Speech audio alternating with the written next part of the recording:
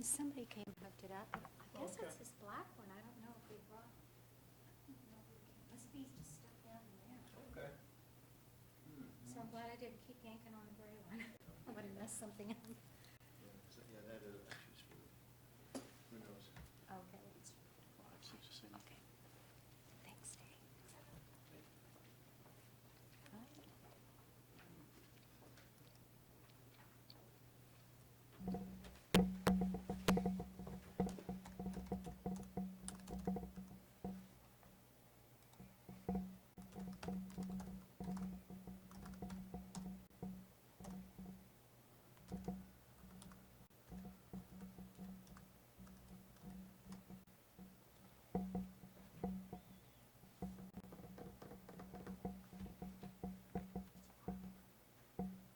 Mic check, 1, 2, 3, 4.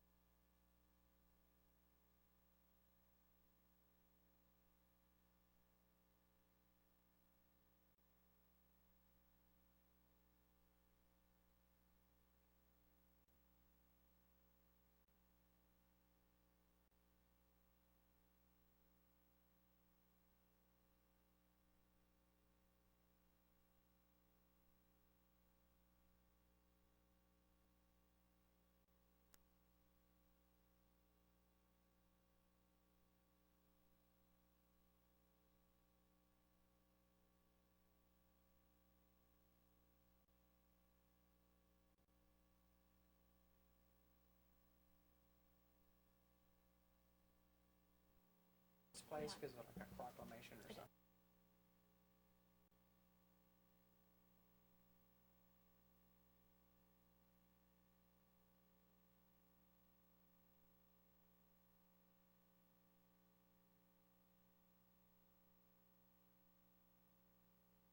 At Coke.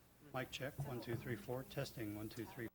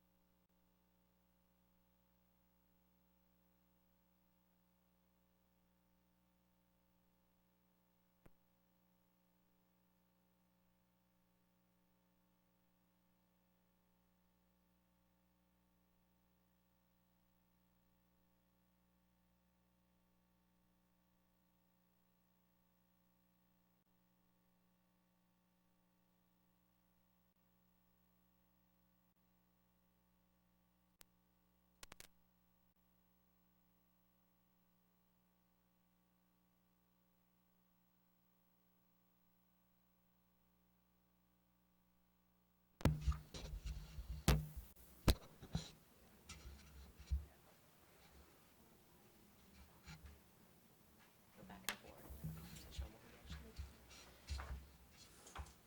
Mic check, 1, 2, 3, 4. Maybe it's about reaching out and including some That's other people. sliding. Yeah.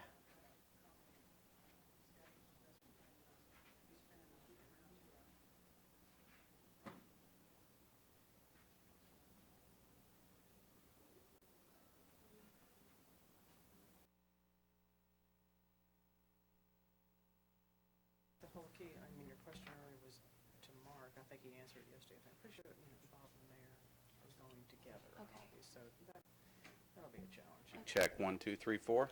Mic check.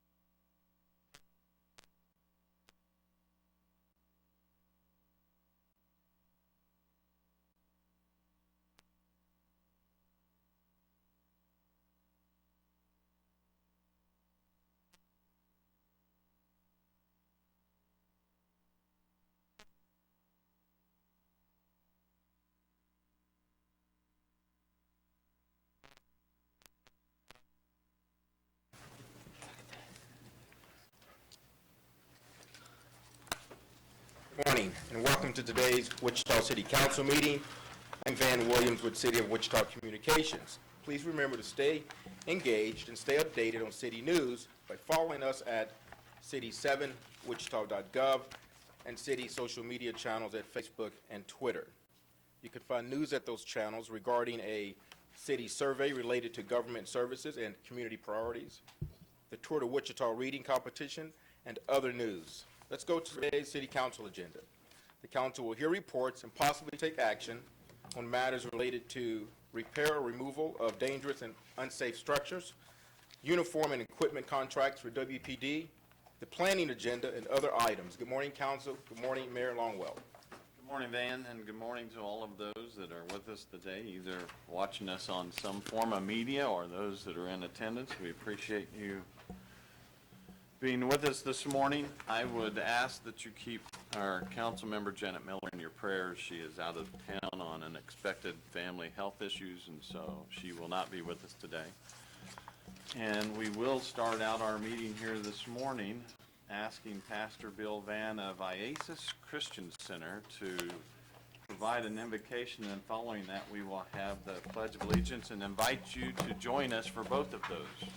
Pastor Van, good morning. Morning, council members. If you'd bow your heads with me. Precious Father, once again, we thank you for the opportunity to come before your presence in prayer and thanksgiving. We pray your choice blessings upon our city council, all of our leaders, that they would lead well. Father, we don't need a good plan. We don't need a great plan. We need a God plan. And so we ask that your presence is in this meeting. Bless every person, every family represented here. Help us to understand your will and your purpose for this city, and that all our citizens might come together in unity and strength and make Wichita a better community. We thank you, and we claim it by faith in Jesus' name. Amen.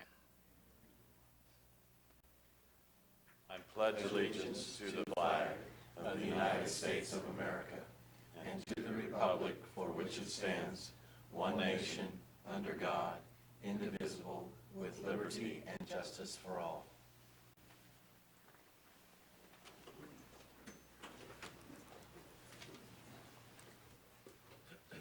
You have the minutes of the regular meeting on January 5th, 2016. We need to approve those if there's no changes or corrections. Seeing none, I move that we approve the minutes of the meeting of January 5th, 2016. Second. A motion and a second. Any further discussion? All those in favor signify with aye. Aye. Opposed? Motion passes 6-0. Madam Clerk, next item, please. Consent agenda items 1 through 11. Are there any items on the consent agenda that need to be pulled for clarification or discussion? Seeing none, I move that we approve consent agenda items 1 through 11. Second. We have a motion and a second. Any further discussion? All those in favor signify with aye. Aye. Opposed? Motion passes 6-0. Madam Clerk, next item, please. Finished council business, repair or removal of dangerous and unsafe structures, 201 South Meridian.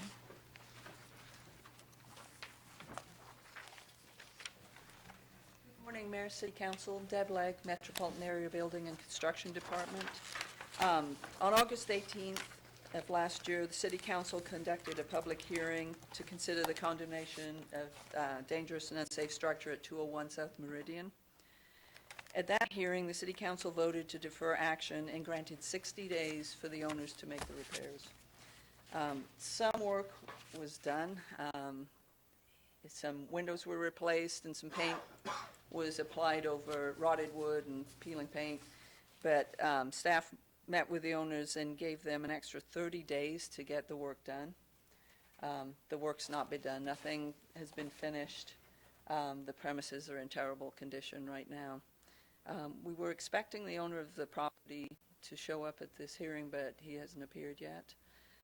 Staff's recommendation would be to take the recommendation of the Board of Code Standards and Appeals and declare the property dangerous and unsafe, allowing 10 days to start and 10 days to complete demolition.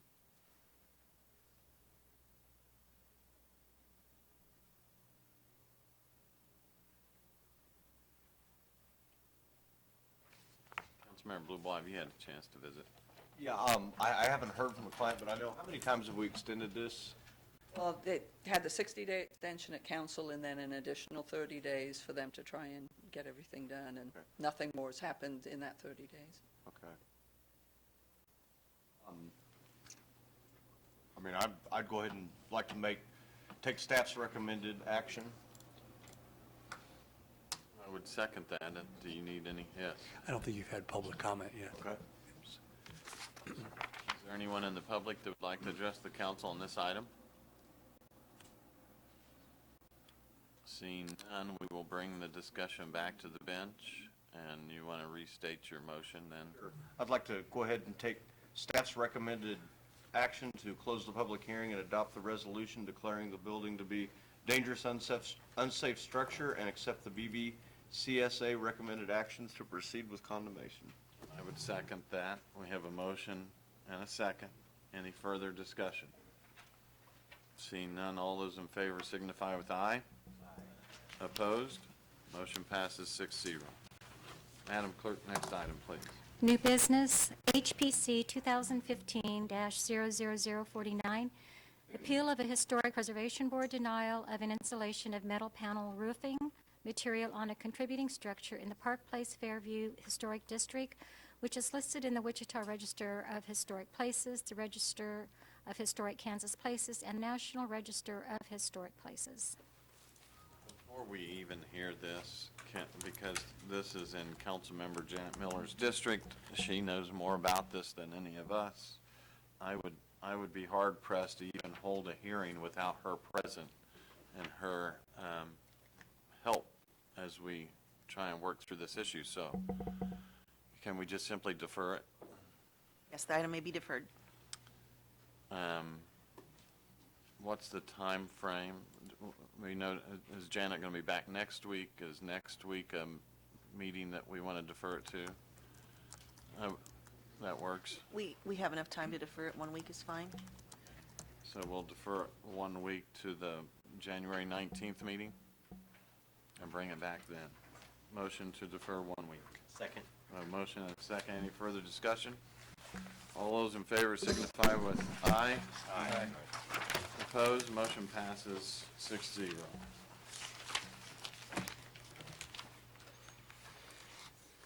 Madam Clerk, next item, please. Uniforms and Uniform Equipment Accessories Management Program, web-based uniform purchase program. Good morning, Mayor and City Council members. Brent Allred, Captain for the Wichita Police Department. I am responsible for making sure the men and women of the Wichita Police Department can purchase approved uniform equipment items to safely perform their job. In this capacity, I review and recommend product, track expenditures, and have weekly conversations with officers and staff regarding service delivery, product availability, and overall satisfaction with their uniform and equipment purchases. I am here this morning to present our proposal and recommendations for a uniforms and uniform equipment accessory management program, what we call the web-based uniform purchase program. Our current voucher system was implemented in 2004. The total allowance for all these employees is approximately $500,000 annually. Some of the history on how this works: the employee would contact our quartermaster to order an item. Our quartermaster, who is assigned at the training academy, would then issue a voucher for the item. The voucher is then sent to the vendor, who then either has the item in stock or has to order the item. Once the order arrives, the officer is notified and picks up and signs the voucher stating they received the item. The item is then invoiced and sent to our fiscal affairs section for processing and payment. Our current system does not allow employees to order 24 hours a day, 7 days a week, nor does it do real-time tracking of orders and monitoring scheduled delivery date. Our current contracts, which include approximately 900 items for uniform and equipment items, expired December 31st of 2015. In October 2015, a request for proposal was issued for a web-based uniform purchase program. Our goal was to achieve process improvements, increase staff efficiency, improve online reporting capabilities, along with the ability to order items 24/7 and to receive the purchases in a timely manner. The proposal was sent out to 73 firms and responses were received by 2 firms, Gulls and Basingers Uniforms and Equipment. A staff and selection committee comprised of representatives from finance, purchasing, law, police, airport police and fire, public works and utilities, municipal court, and information technology reviewed both proposals. The 11-member committee was very engaged with the process, along with receiving training with respect to the RFP, policies, and procedures to ensure a fair and objective selection process. There were 13 evaluation criteria, which included secure web-based order and inventory system, user-friendly website, customer service, reporting capabilities, customer support requirements, quality control, product availability, product warranty, system performance, past performance, implementation, and integration, along with business continuity and cost.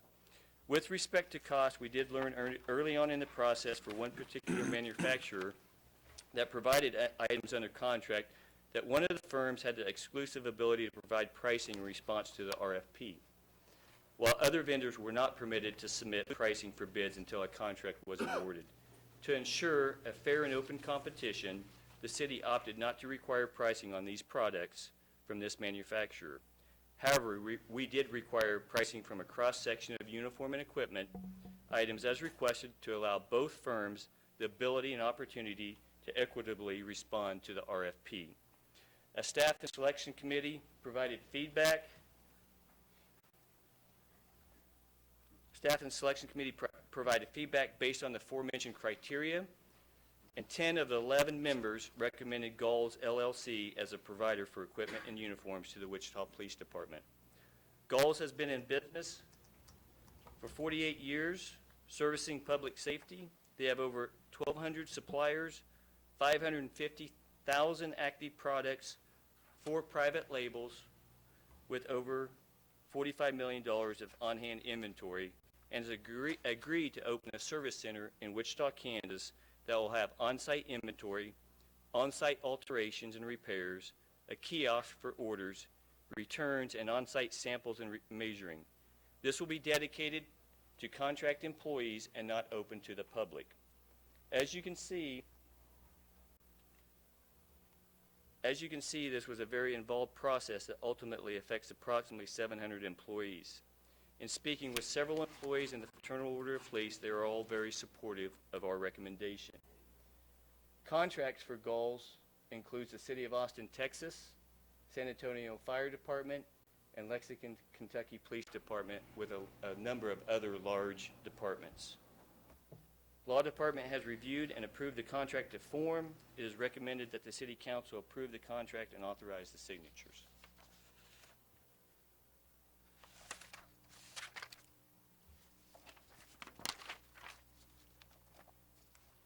And I'll take questions.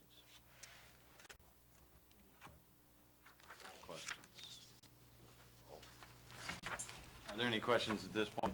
Councilmember Meissner.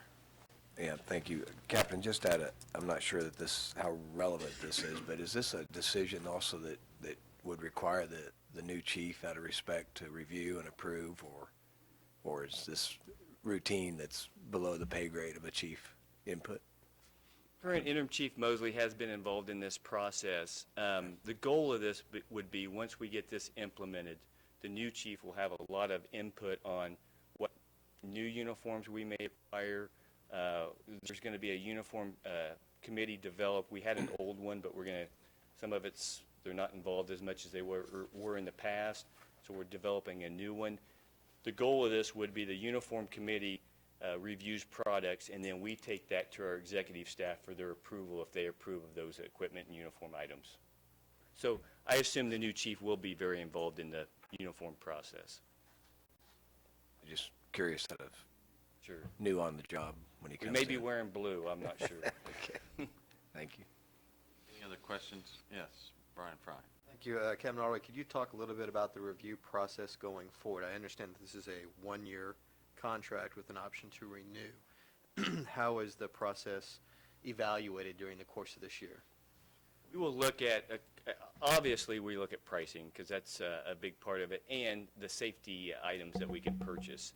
My goal as a training bureau commander is to have manufacturers, goals come in and provide us with new sample of items that possibly we could wear. Updated stuff. There's always stuff being updated yearly. So we would review these items constantly. If we're not happy with the service, then we'll look elsewhere. My goal, as I mentioned earlier, is to make sure the men and women of the police department receive the items they need to do their job, and also be accountable to the citizens of Wichita to make sure we're doing our due diligence in all of this.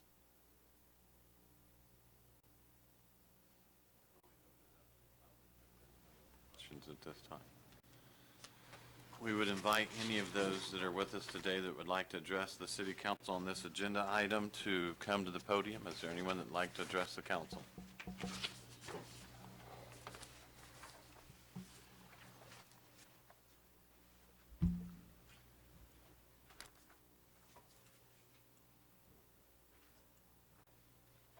Mr. Mayor, members of the council, my name is Brian Cardiff. I'm the president and owner of Basinger Uniforms and Equipment here in Wichita, Kansas. What we have before you today is an RFP that will result in a contract to buy products at a price via a web system. An RFP for this was put out last year, and as a result of our protest was thrown out. Yet this year's RFP came out with the exact same unfair and arbitrary evaluation criteria. One was added via addendum during the process. Let me touch just briefly on why they're both arbitrary and unfair. First, as the captain said, there's over 900 products that they buy. Less than 10% of those products were evaluated via price, about 50 to 60 specifically. Additionally, when we asked during the debrief if specific manufacturers were left off that evaluation, price evaluation, we were told no, none were deliberately left off. Yet what we were just told was one was specifically left off. Number two, as part of this RFP, we were asked for a list of some of the larger companies or customers that we have that use our web-based ordering system. Not references, excuse me, just a list. We provided that list. The evaluation committee treated them as references. They sent them questions. One of those customers is in the midst of their own evaluation process right now, felt it would be inappropriate to respond. We were downgraded as a result of that, as was conveyed to us during the debrief. Number three, we have a physical location right now in Wichita, 5 blocks from here. We have invested heavily in remodeling the building in a bad part of town. We have raised the real estate value and the tax base on that building. Our physical location, you can touch and see and feel, was judged to be equal to an intangible promise of a location. We think that is patently unfair. Last, and again, these are just in brief, these are far from the entire list, is the way in which past orders and past performance was evaluated. Unbeknownst to us, the committee was given a list of former orders with the day the order was issued and the day it was invoiced. Now, one might think that's the start date. However, we routinely receive vouchers without size, without color, that cannot be processed. Additionally, on that list of products that the department buys from us currently, there are a lot of items that have long lead times. Body armor, vest carriers, pouches, they're all custom made. There's 6, 8, 10, 12-week delivery times. That was not conveyed to the committee as we understand it. Additionally, the department has, by their own choosing, chosen to buy some products from manufacturers that have an exceptionally long lead time, 60, 90, 120 days. Again, it was not conveyed to the department, or excuse me, to the evaluation committee that was the case. As a result, it skewed the way these things were evaluated. More importantly to us, we weren't made aware this information was being shared with the evaluation committee, so we were not allowed to speak to it. And in my mind, that really speaks to the inherent unfairness of the entire process in one simple point. I have lived in the city of Wichita most of my life. I've been fortunate to have most of my professional career here. And in that time, I've always sought to give back. And I was blessed enough to be a part of a district advisory board for 2 separate council members. And I think the thing I'm most proud of during that time is I don't believe we ever voted without all the information. There was a number of times I believe information came forward and it wasn't complete. And in all of those cases, we stopped, we asked for more information, we delayed making a decision so that we could advise our council member, but also so we could serve appropriately. At the very least, I'm saying you don't have all the information here today. And at the very least, I think it behooves all of us to ensure that you do whatever decision you make. I can tell you with absolute certainty, again, as shared with me during the debrief, we gave the city the best price proposal. Unprompted, we offered the city a guarantee in delivery that said, if we miss delivery deadlines, you will get a discount on pricing. I can also tell you, we have never once lost an existing customer that uses our web-based system to our competitor. However, we have taken customers away from them that have used theirs. To me, that's an indicator that our online system is at least equal to theirs. With that, I appreciate your time, and I'll stand for questions if you have any. Are there any questions for Mr. Cardiff at this point? Yes, Councilmember Meissner. Brian, you brought up a number of specific items of arbitrary and unfairness, in your words. Sir. Are we going to get, are these individually, are they, have you listed them individually, and can somebody speak to these? Because they seem to be rather. Sure. Well, so the criteria from last year's RFP, there were 12. This year's, there was 12 originally. One was added cost. After last year's, we went to the city staff and said, look, this is why we believe all of these are arbitrary. Here's things we've seen other city, counties, states do to have a more transparent process, to make it above reproach whether we win or lose. All of those things were summarily dismissed. And what I've listed here is just in brief. It is far from the entire story, but in the allotted 5 minutes, there simply wasn't enough time. I'm sure somebody can speak either from purchasing or from the department to them differently than I may. We can Any other questions? No, thank you. Thank you for your time. If need be, you have the right to bring him back up if something didn't get answered. Pete, is there anyone else that would like to address the council on this agenda item? Mr. Mayor, council members, I thank you. My name is Robert Schmeither. I'm the current president of the Fraternal Order of Police for the city of Wichita here. What I'm here to speak about is basically what our members have come to me, which is about 550 members of the police department, have come to me and expressed to me about how they feel about the two different clients that we have here. We've been extremely expressed that our officers want to go with Galls, just for the simple fact of we have been using Basingers for many years now for simple items such as boots, belts, things along those lines. Common items that you would think would be carried in stock, like if you were to go to Dillard's, JCPenney's, any of the local stores around here and said, hey, I need a belt that I need to be able to perform my duties throughout the day. Just a regular underbelt like you'd be able to buy anywhere else. They're like, yeah, we submit a voucher, and then we have officers right now that are currently waiting for those items, boots, belts, and other items such as that have been waiting past 90 days to be able to get them. Are still going with the same equipment that they have that's technically unserviceable, but they have to keep it until they can get those items in. There's an extreme frustration just in the day that I was asked to come up here and speak. Just yesterday alone, I probably had about a dozen or more members come up to me and express to me personally about how frustrated they've gotten with the current system that we have, and with Basingers in particular, as far as being able to keep simple items in stock. I can speak personally to an item that I ordered 4 years ago, which was going to be a holster for my duty weapon. I went to Galls, I ordered it through them. It took them about 6 months just to get a holster in for the duty weapon that I was done. Beforehand, when I got hired on to the police department, my father-in-law bought me a holster for a gun because it was one that I wanted, and I didn't want to wait the time period it was. We ordered it from an online vendor, and I had it within 3 days. We're talking the difference between a vendor that has exponentially much more items in stock that we know that we can get in within a reasonable amount of time, as opposed to Just to stop you for a second to set the record straight, you said you ordered it from Galls and it took 6 months. No, I'm sorry, not Galls, Basingers. Okay. No, it was one that I ordered through the voucher system. My apologies. And then it took 6 months to get through Basingers alone. Okay. And that's with me constantly checking up, hey, is it here yet? Is it here yet? And I've been told, no, it's on order. We're trying to get it in. It just hasn't. We're waiting on the manufacturer to get it to us. Is the excuse. It was one of the reasons, I shouldn't say excuse, was one of the reasons that I was given why it took so long to be able to get into stock. It's just, that's the frustration that we feel as far as the Fraternal Order of Police, and then from what the members have brought to us, as opposed to sticking with the same old system that we have now, as opposed to going to a new and improved system where we can look online and we can see, okay, physically what's in stock, how long it's going to take us to get here. And then also being able to have the ability to have a service center that's strictly for us and not have to worry about anybody else being involved in it, going inside and having to wait in line for other customers or anything along those lines. So that's basically our piece that we have to speak. Like I said, if you have any questions, I'll do the best I can to answer them. Thank you. Any questions for the speaker? Seeing none, we appreciate you speaking today. Is there anyone else that would like to address the council on this agenda item? Seeing no one else, we will bring the discussion back to the bench.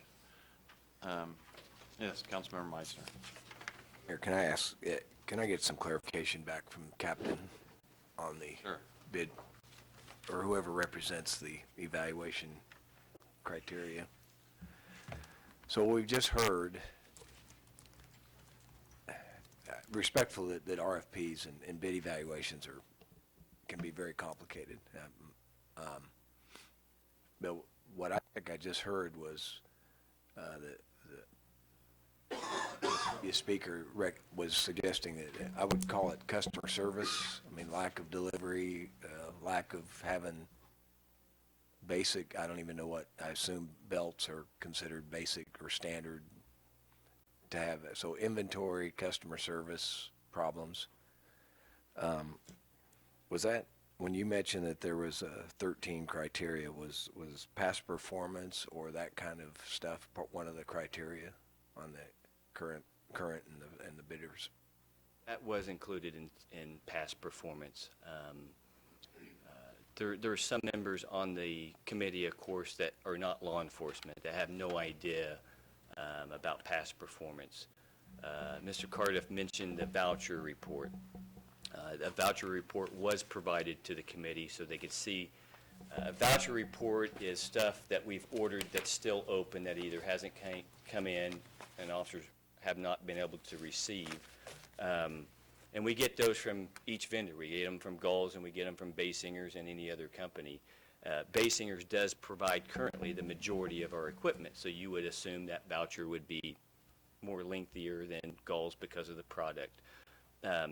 When that voucher report was provided to the committee, it was mentioned about the products, the number of products that Basinger currently provides us and Gulls provides us. The majority of items on that voucher, if I remember right, were probably within a 3-month time period, which isn't huge for some items. The vests that we order take an extremely long time to get in, and it will take a couple months.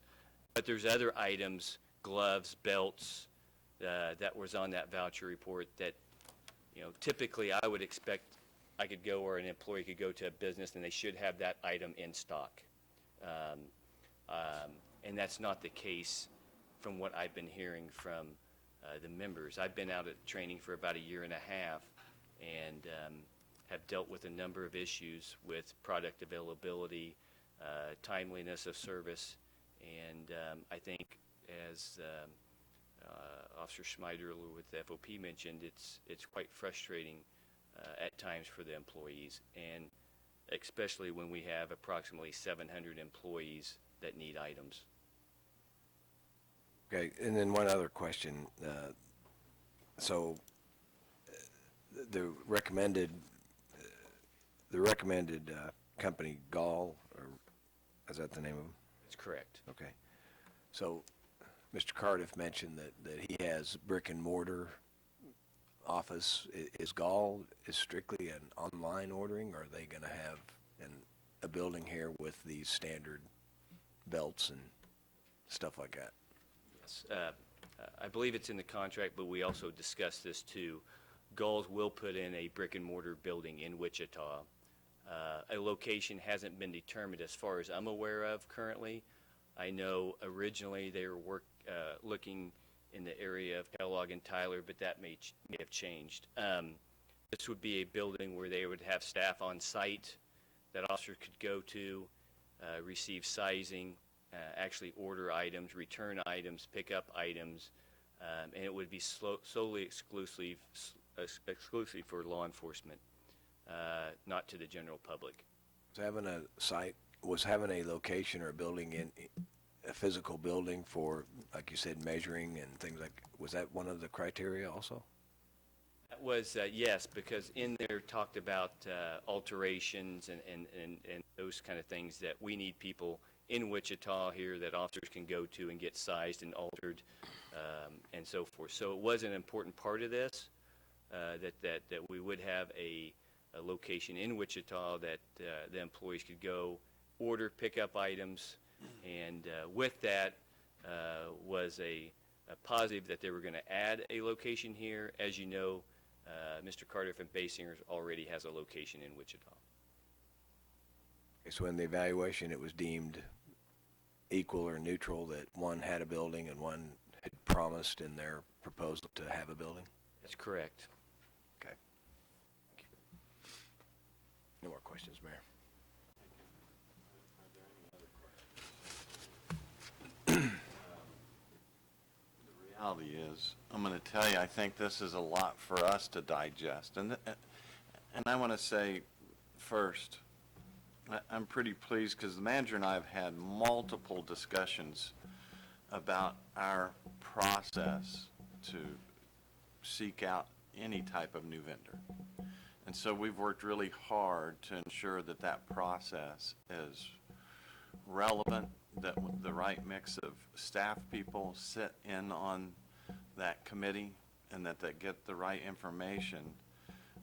And I'm pretty pleased at that process that we go through now. I think it's improved from where it was at 3 or 4 years ago.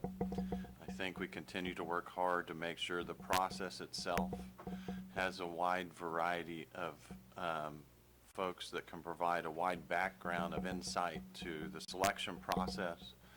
I think it works pretty well. In saying all of that, I think there are some things that we need to digest, and I'm not so sure that we shouldn't look at deferring this for 1 week so that we can all understand this a little bit better. And then if we have questions, are we allowed to, during that 1 week, visit with both vendors and talk about what they think are potential issues? And how does that work? Jay Hinkle's here, and he'll address that.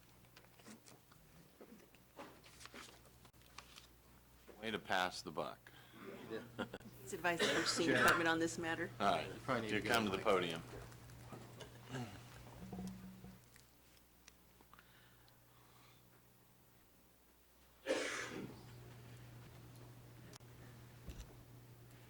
Here, Jay Hinkle, Deputy City Attorney. We have never allowed council members to contact vendors after a presentation has been made. If such contact were to be made, it would have to be under procedures that would assure that there would not be a coma violation. We also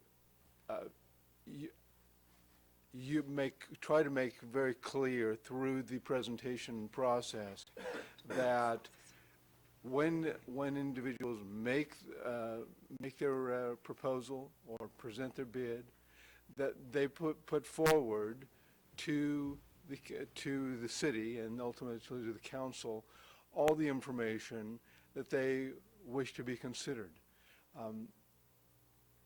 Effectively, we have a situation where this vendor, who was not selected, who is presented here today for your consideration, had an opportunity to contest the process, the proposal selection process, before the contract compliance officer, and did not do so according to the rules that were presented in the RFP document, in the how to do business with the city procedural guidance, and as clarified after presenting a question and then receiving a response as an addendum during the proposal process. The contract compliance officer therefore made a decision that the protest, which was, instead of a detailed outline of the issues that should be considered, Mr. Cardiff simply presented I think it was a one-line letter that said, I want to protest, and I'm going to be getting you information. It didn't follow the requirements of our process. He had an opportunity to contest the decision of the contract compliance officer. Again, he didn't follow the rules. He didn't provide notice to the proper person in the proper time, and didn't provide the detailed responses to what those are going to be. The system, as you have described, has been worked on carefully over the last year to make sure it is fair to both individuals who present and are selected and individuals who present and are not selected. To the extent that there is extended time available outside of that process, it reduces the effectiveness of that process for the future. Is there a legal requirement that says, no, you should not make that, have those kind of discussions with the vendor? Can't tell you there is. That is within your power. Whether or not that's a wise decision to follow would be yours to consider. Right. Yes, Bob. Mr. Hinkle, I think, did a nice job of explaining why this is a regular item on the agenda and not a formal hearing on a protest. I think based on the comments you made about our process and what we've done to try to improve it, and also in the interest of fairness, I think it's important that the council hear all the same information at the same time. And possibly what we could do is Mr. Cardiff has, I think, done a nice job of outlining his areas of concern in writing. What we could do is then provide the staff response as well in writing to you in advance of next week's meeting. So you'll have both of those documents, and then staff, and I assume Mr. Cardiff would be available then to address you on the 19th regarding any concerns or questions you have from the two documents, if that would be helpful. I like that. Okay. I also appreciate what Mr. Hinkle shared and would encourage us then, if we have any questions prior to staff doing some more, I guess, compiling some more data to give to us. If we have any questions of Mr. Cardiff at this point, I would encourage us to ask them today and not meet with him privately between now and next week. So if any of you have questions. Councilmember Bluewell, you want to? Yes, sir. Mr. Cardiff, if you'll bring, back to the podium.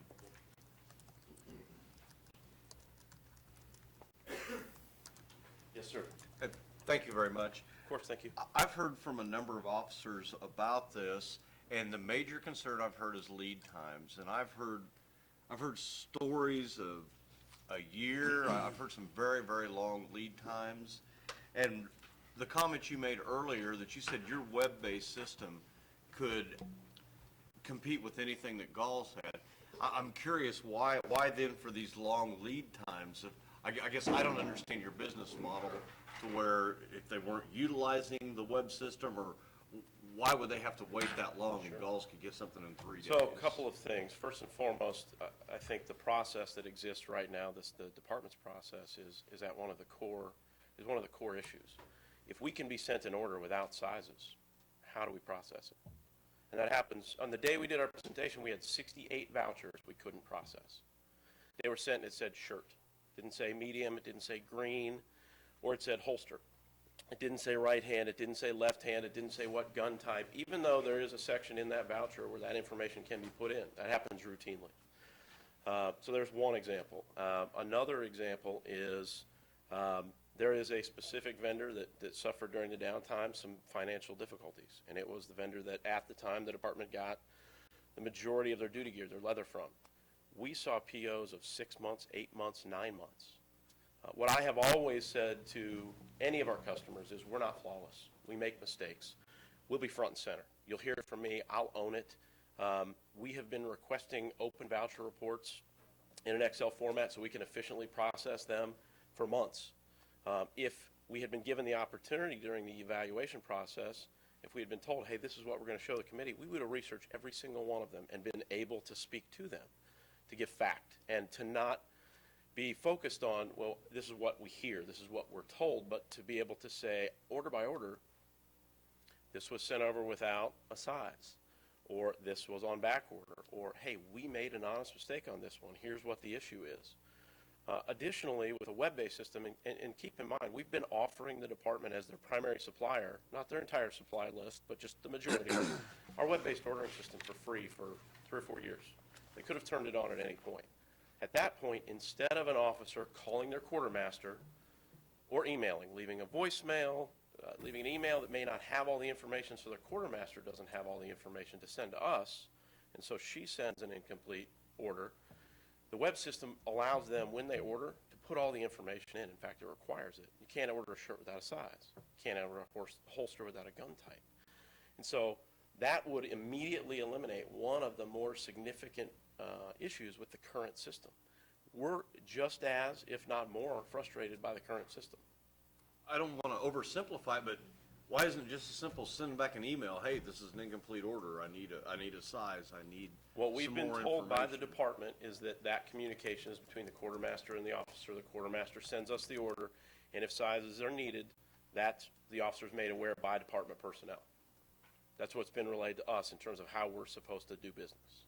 So you're telling me there's additional layers that you can't have direct communication with the person ordering? Again, that's what we've been told is, if an officer reaches out to the quartermaster and asks for a voucher, the quartermaster will either ask them for that information or tell them they need to provide it to us.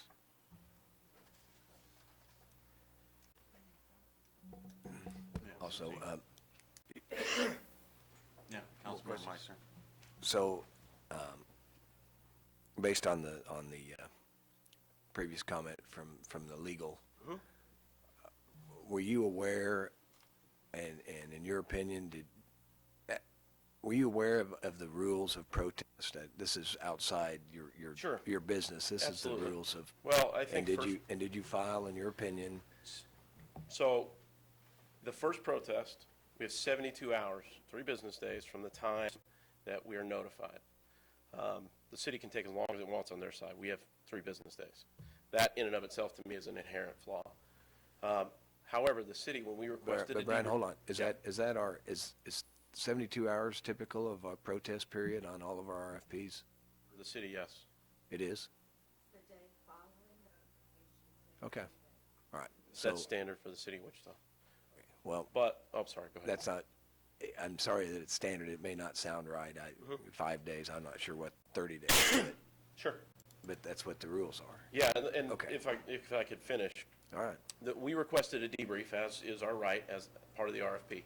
Prior to the debrief, we thought there might be grounds for protest. The city scheduled the debrief for the day that our protest deadline expired at 5 o'clock. It was scheduled for 10 o'clock that morning. So we leave at 11:15. We then have 5 hours and 45 minutes to not only notify the city we want to protest, but to write a clear, concise, covering all the details of our protest. That's just not possible. It would not be well written. It would not be thorough. It would not be articulated well. Last year, we brought this up and were given an extension. We felt like that should have been automatic this time. What we did do is within the 72 hours said, it's our intent to protest in writing. We gave that to the city. In fact, the contract compliance officer responded with an email. Now, I was out of the office that afternoon. I had my daughter's winter concert. He responded saying, hey, I need more information. I was out of the office. He also took the time to call me and left me a voicemail, which I left the concert to listen to. He did not say in his voicemail, we don't have everything we need from you.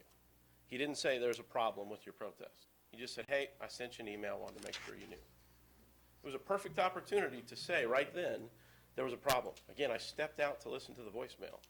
So that's the first level of the protest. The second level was filed again within the proper 72 hours. And I think the most telling is the third, which is an appeal directly to you guys. We received the notification on December 23rd at 5:05. So we have 3 business days. The 24th was not a business day for us. It wasn't for major suppliers in the city of Wichita. Coke, a lot of spirit, number of other folks. Our attorney and I both independently went to the city's website and could not find anywhere where it said the 24th is considered a business day for the city of Wichita. Couldn't find it anywhere. So we turned in our request for an appeal to you directly December 30th.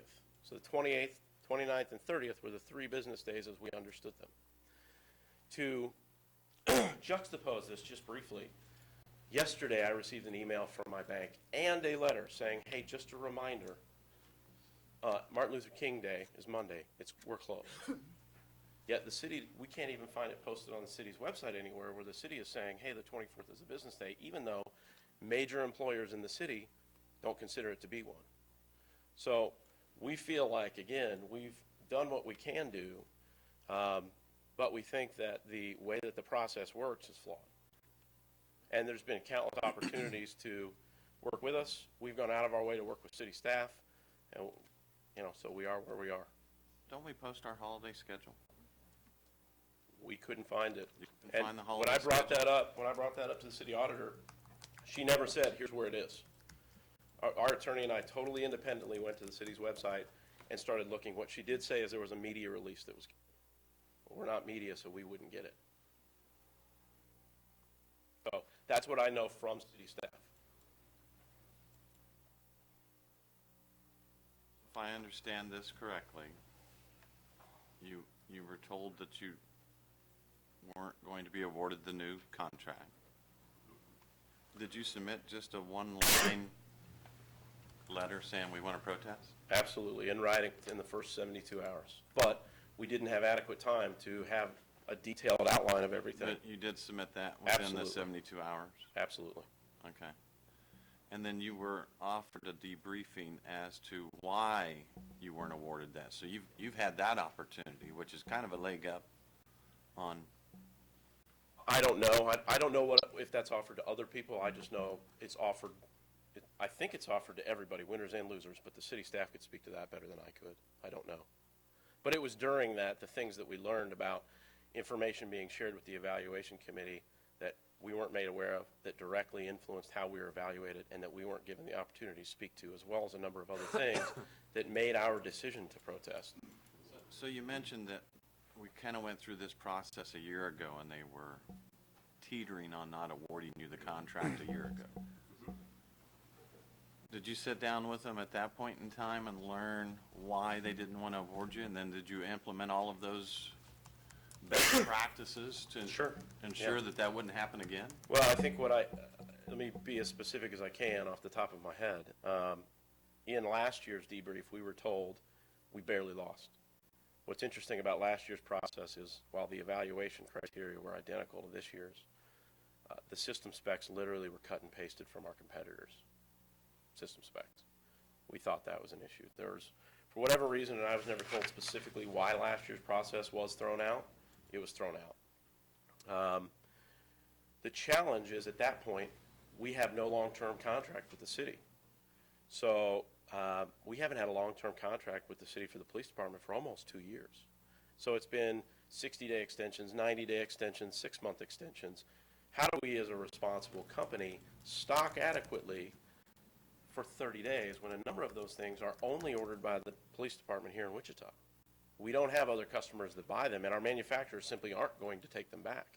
We've been incredibly transparent on that topic that, hey, the ongoing short-term extensions hurts everybody. And it puts us in a position where we can't stock adequately through no fault of our own, and we are unable to respond quickly because everything essentially everything is frozen in terms of product, things like that. So a duty belt or a trouser belt that from a specific vendor might take 6 months remains on the contract. And the department's aware of that. We're very transparent about that. How do we respond? All we can do is provide the information. All we can do is be upfront about, hey, short-term extensions prevent us from investing in inventory. As we told the evaluation committee, we'll put the inventory on our shelf tomorrow. As we've told the evaluation committee and told the department for years, web-based ordering system is fantastic because now it's the officer that orders. They have to submit all the information when they place that order so the order can be acted on immediately. But You're telling me you couldn't address all of their concerns from a year ago because we didn't give you a long-term contract? it's a significant factor, yes.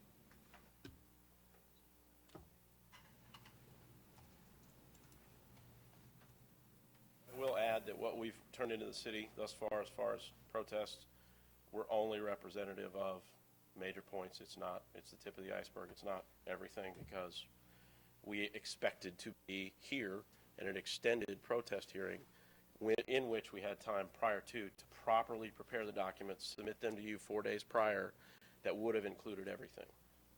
So what we have submitted to city staff is representative of some of it, but not all of it. So, and I hate to sound, because I know at times I can sound mean, but you're okay. doesn't it bother you a little bit that your customers don't want to do business with you? Because they're the ones that are saying we want to Absolutely it choose a does. different vendor? Absolutely it does. Bothers me every day.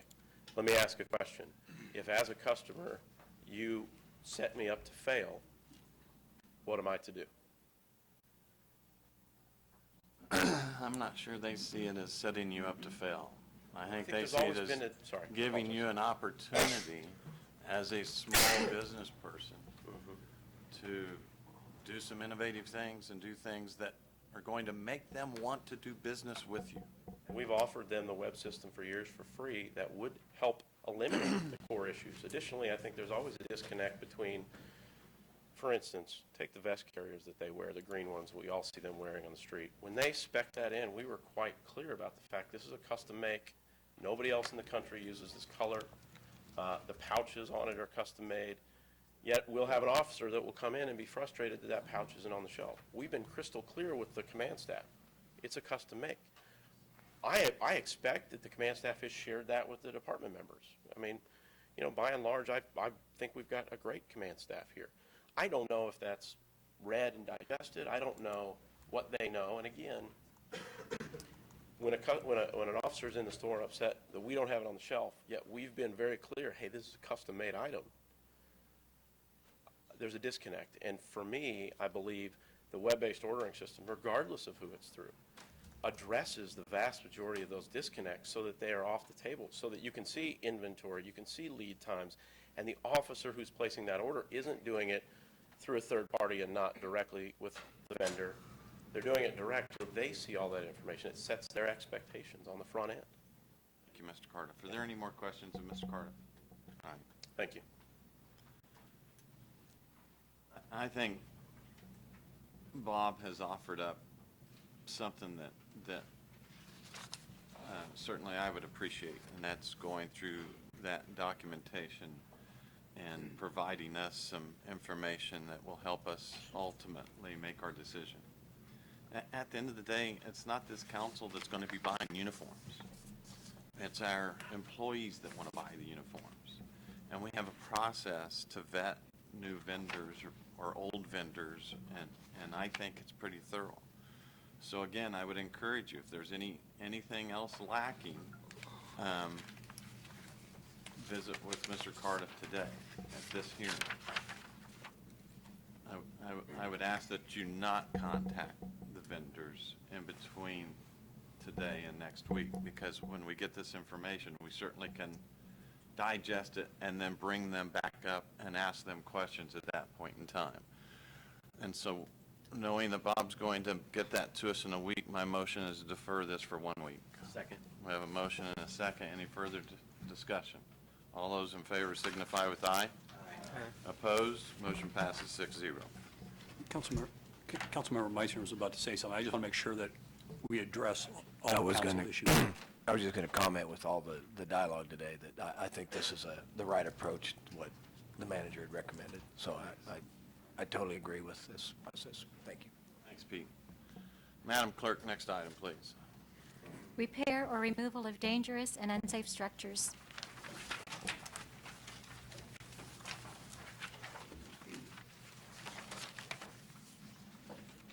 City Council, Deb Legg again, Metropolitan Area Building and Construction Department.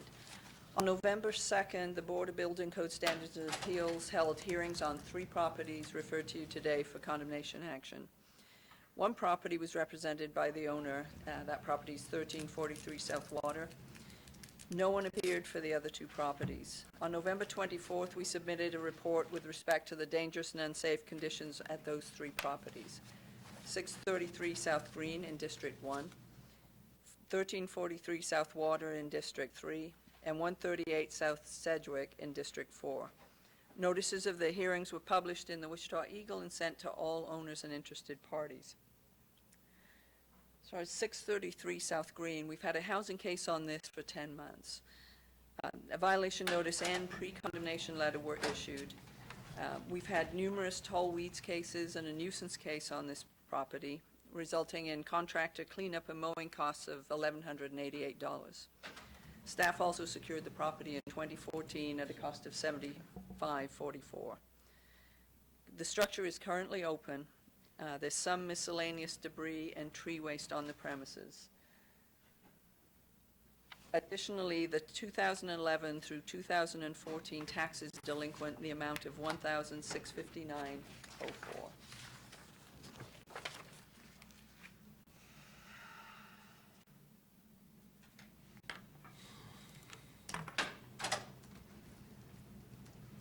Staff's recommendation on this property is that council declare the building as dangerous and unsafe and accept the Board of Building Code Standards and Appeals recommendation to proceed with condemnation, allowing 10 days to start and 10 days to complete demolition.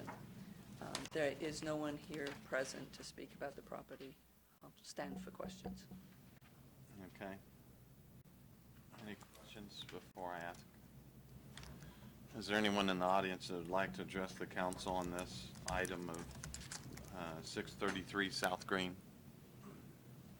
Seeing none, we'll bring the discussion back to the bench. Councilmember Williams, what do you want to do? Move to take the staff's recommendation. Second that. We have a motion and a second. Any further discussion? All those in favor signify with aye. Aye. Opposed? Motion passes 6-0. Next property. Next one is 1343 South Water. We've had a housing case for over a year as a result of a fire at this structure.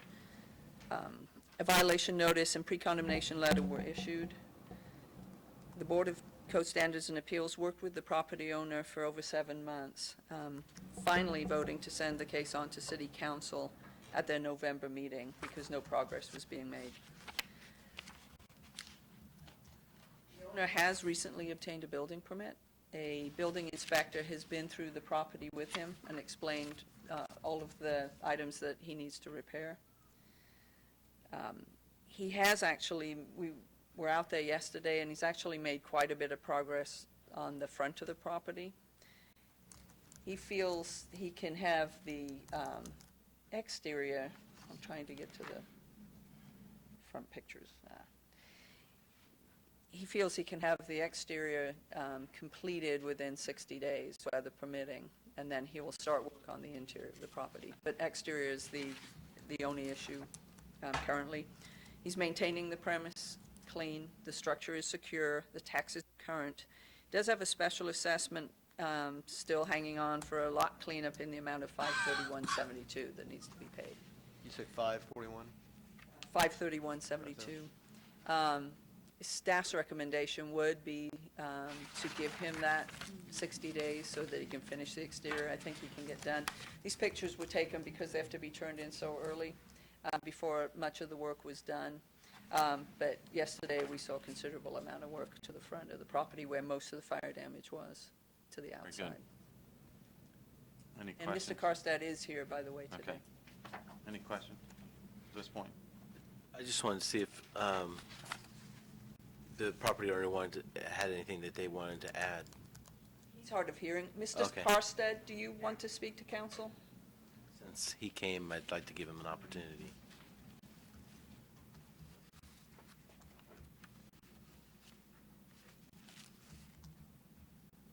Mr. Carson, I just wanted to see if there's anything you would like to add and see if 60 Sorry, I'm days. so tired here, I didn't hear what you said. Wanted to see if 60 days Deb, can you help Deb? It should be all finished up on the outside in 60 days unless the winter weather keeps me from doing it. I have hoped to have it painted by now, but the last 2 weeks has been a little bit tough paint. Okay, Thank you. thank you.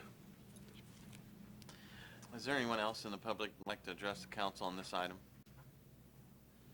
Seeing none, we'll bring the discussion back to the bench. Councilmember Vice Mayor.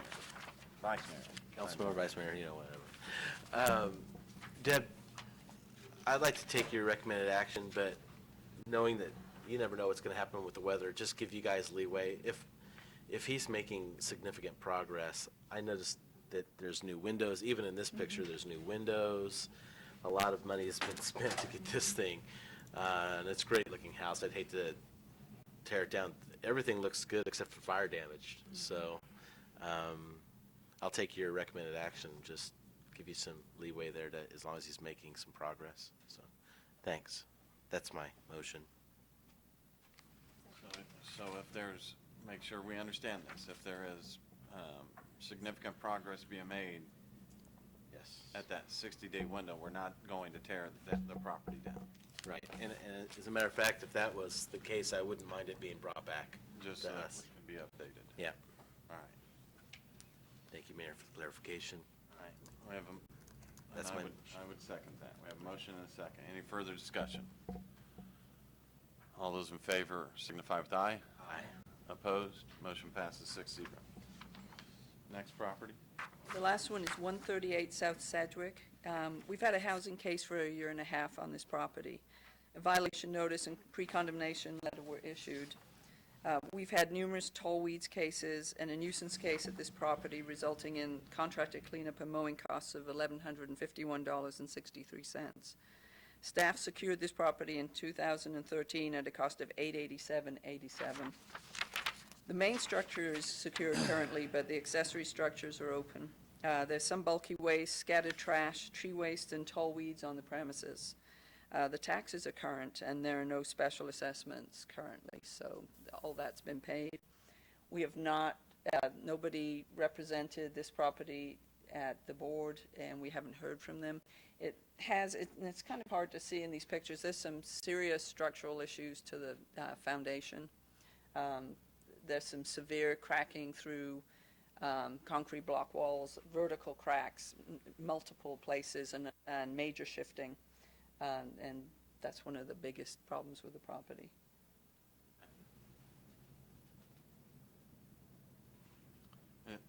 Any questions? Let's ask. Is there anyone here that'd like to address the council on this property, 138 South Sedgwick? Seeing none, we'll bring the discussion back to the bench. Councilmember Blueball, what do you I'd like to go ahead and take staff's recommendation. I would second that. We have a motion and a second, taking the staff's recommended action.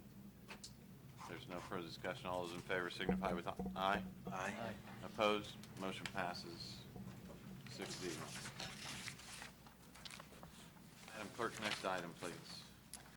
Non-consent airport agenda item, VIP and disabled veterans complimentary parking policy for customer lots, Wichita Dwight D. Eisenhower National Airport. Good morning, Mayor and members of the council. I'm Victor White, the Director of Airports.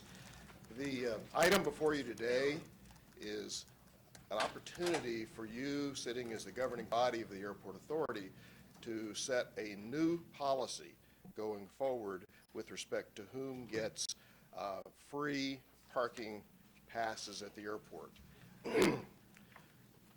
According to our records, the best that I can find, going back at least 20 years, perhaps further than that, the airport director has always issued complimentary courtesy parking passes to individuals as a policy. We think that it may have gone back prior to 20 years, but those records are probably in the salt mines. The folks who have received the complimentary passes in the past have ranged from government officials from the city and the county, as well as VIPs who are representative of aviation industry here in town, such as current or former CEOs of the various original equipment manufacturers from Cessna, Beechcraft, Learjet, et cetera, as well as representatives from the economic development organizations, the nonprofits, such as the Chamber of Commerce, the Economic Development Coalition, the Sports Commission, and folks of that nature. Law enforcement and public safety type agencies, fire departments and so forth, chiefs of those departments have received these. So in the past, we had well over 100 of these passes out. I think there was 113 or so that were in effect in 2015. All of those passes have expired at the end of December. So we're starting with a clean sheet of paper today for you to establish a new policy going forward, whether we issue no passes or some passes.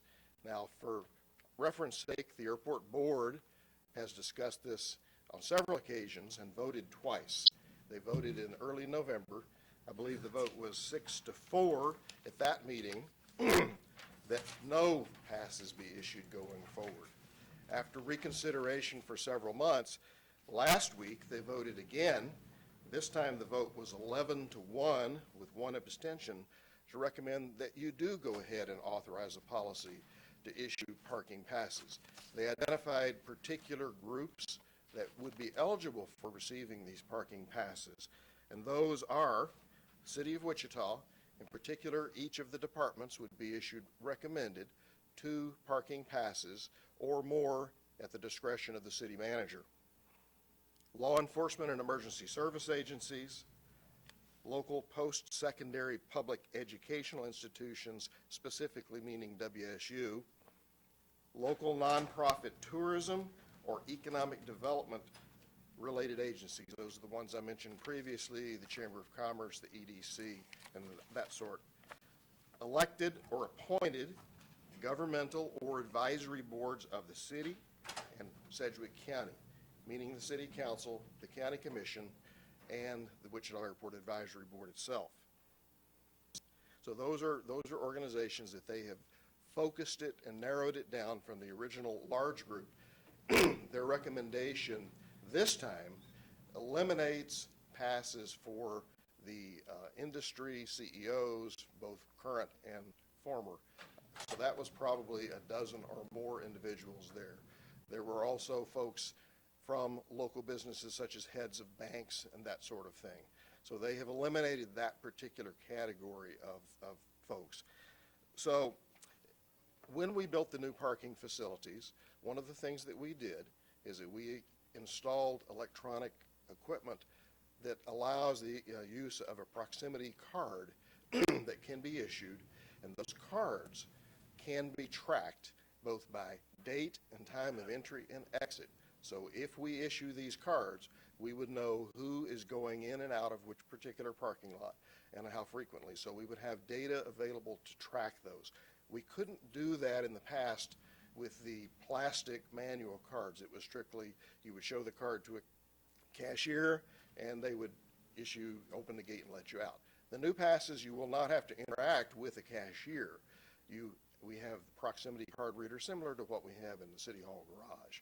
So you can come and go through those exits. One of the reasons that the board originally felt like that, and the staff as well, feels like that we should not have parking passes was the fact that we need to maximize revenues in the parking facilities since they are paid for solely by the users of the facilities. We don't have any records or any good way to calculate how much per year we have lost in the past with the parking passes. It's probably not a huge amount, but I think one of the other concerns that the board originally had, and the staff as well, is that there's a lot of scrutiny of who has these passes and who's had them in the past. And the scrutiny involves questions about transparency and favoritism and elitism, and by having no passes eliminates that possibility of the scrutiny. However, the board, upon reconsideration, felt like that there were certain categories that I mentioned earlier who should have access to the lots. And the reason is, a lot of us in the community come out to the airport to pick up and drop off business customers, potential employees, clients, dignitaries, and VIPs, and come to a number of sessions and meetings in the terminal building. So the board felt like having those individuals with cards allows them the flexibility to come and go without having to come to me to get a day pass or a short-term pass. so they would have a permanent pass issued to them. That's why they reconsidered the vote. So the recommendation before you is to either issue no passes as the staff recommendation, or to adopt the airport board's recommendation to issue some passes in the categories or groups of individuals that they have identified. Now, state law does require that qualified disabled veterans who have the appropriate personal and vehicle identification do get free parking. That is not a discretionary decision that we can make. We have to comply with that. But they did want to throw that into the policy because we need to decide what the policy will be and who obtains free parking. So I'm ready to answer any questions from you. Thank you. Mr. Wright, you just mentioned something I wasn't aware of, and maybe you can clarify for me. You mentioned a day pass or a short-term pass issued by you. Is there a validation process, or are there any other complimentary passes or lots that we have not discussed? Thank you for asking the question. I do want to clarify and make sure that they're in the interest of full transparency here. There are certain other parking lots besides the customer paid parking lots that we have for operational purposes around the airport, for employees, for vendors, for manufacturers, for suppliers, for maintenance personnel, for the news media, for delivery personnel, and those folks do have a electronic card pass. Some of them pay for those, such as the employees. The news media, for example, does each of the TV stations and the print outlets do have a couple of electronic cards that allow them the use of a back of house permit parking lot that's not a customer parking lot. Those cards, just like the ones that we could issue for others in the public lots, are tracked by card with date and time of entry and exit, so we know how often those are used and for what purposes. You mentioned the day passes. The airport director needs the discretion of issuing a short-term pass. For example, we have meetings, we have press conferences, we have events in the terminal building, and we have folks who rent office space within the building for a short-term basis. We have the new conference rooms, we have the media rooms, and parking comes along with the rental of those facilities. So we issue a special card that's good for a certain period of time for those individuals to get out.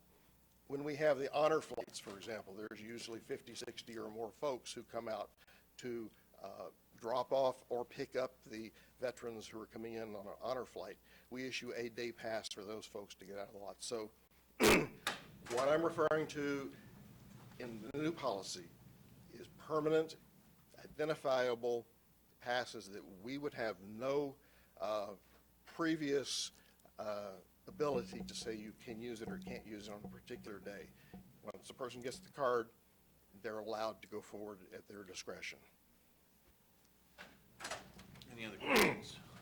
Yes, Councilmember Meissner and then Williams. How many, the parking garage has been open now for a while. So, and I've used it a number of times, as many have. I always notice that there's always spaces available in the garage, depending on what level you're on. But have we been sold out before to where, has that garage been to the brim? We have had occasions, particularly on holiday periods, where the garage is entirely full. It usually goes from level 2 to 3 to 4. During the winter, we're finding that level 4 is not used nearly as much because it's out open in the elements. But levels 2 and 3 are usually full quite frequently. But we have not run out of parking spaces because we have several thousand additional spaces next door to the garage, in the economy lot and the close-in lot. Okay, I was just curious if the design and the size and scope of that, I mean, it's a big worked out building. very well, Right, size-wise. if it was covering, so. Yes, sir. Okay. We can have public comment, but I got some thoughts. Thank you. Thank you, Mayor. Victor, I thought I heard advisory boards. Is it just the airport advisory board that receives that? I thought I heard you say elected and appointed and advisory boards. their recommendation was elected officials such as the city council, the county commissioners, and the advisory board. There is no other advisory board The advisory that board, relates okay. to the airport system other than the airport advisory board. That was what I wanted. Any other questions? We'll ask if there's anyone in the public that would like to address the council on this agenda item, please share at the podium.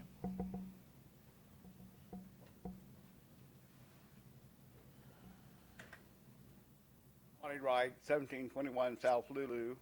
I strongly encourage you to continue the passes. This is a marketing tool. It reflects respect, and it's a valuable tool for us to use. And I'm not seeing a taxpayer expense here. I think it reveals a support for our airport, and we need to have those continual support. So I would encourage you to continue the passes and not be too strict in doing so. Thank you. Thank you, Lonnie. Anyone else like to address the council? If you just share at the podium.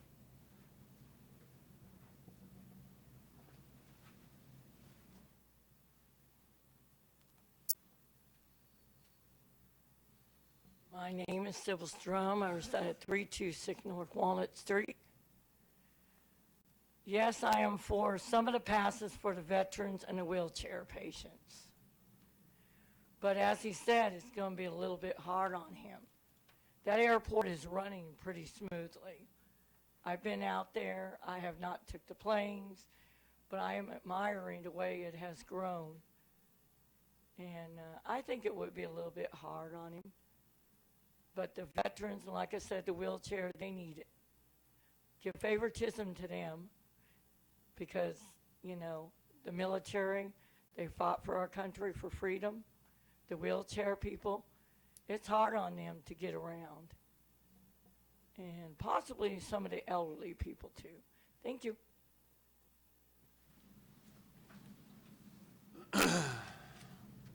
Victor? None of the proposals at this point provide special parking for people with a disabled tag, do they? Veterans, Other but than the not. disabled veterans, that's it.